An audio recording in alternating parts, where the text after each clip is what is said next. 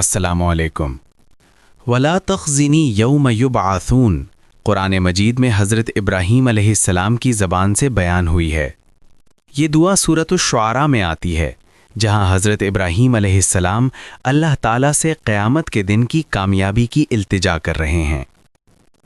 اس دعا کا پورا سیاق ہمیں یہ سکھاتا ہے کہ اللہ کے مقرب بندے بھی آخرت کے انجام سے خوف کھاتے تھے۔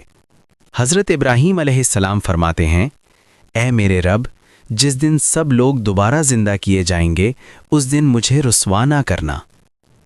لفظ تخزنی کا مطلب ہے ذلیل کرنا، رسوا کرنا، شرمندہ کرنا، اور یوم یبعثون سے مراد قیامت کا وہ ہولناک دن ہے جب تمام انسان اللہ کے سامنے پیش ہوں گے، اعمال نامے کھول دیے جائیں گے اور کسی کے پاس کوئی پردہ باقی نہیں رہے گا۔ یہ دعا ہمیں یہ احساس دلاتی ہے کہ اصل کامیابی دنیا کی عزت یا شہرت نہیں، بلکہ آخرت میں اللہ کی طرف سے عزت اور نجات ہے۔ حضرت ابراہیم علیہ السلام جیسی عظیم ہستی جنہیں خلیل اللہ کہا گیا، وہ بھی قیامت کی رسوائی سے پناہ مانگ رہے ہیں، تو ہمیں کتنی زیادہ اس دعا کی ضرورت ہے۔ یہ دعا ہمیں عاجزی، خوف آخرت اور اصلاح نفس کی طرف بلاتی ہے۔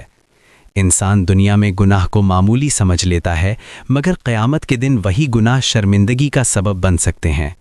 اس لیے یہ دعا ہمیں یاد دلاتی ہے کہ ہم اپنے اعمال کا جائزہ لیں، توبہ کریں اور اللہ سے حسن انجام مانگیں۔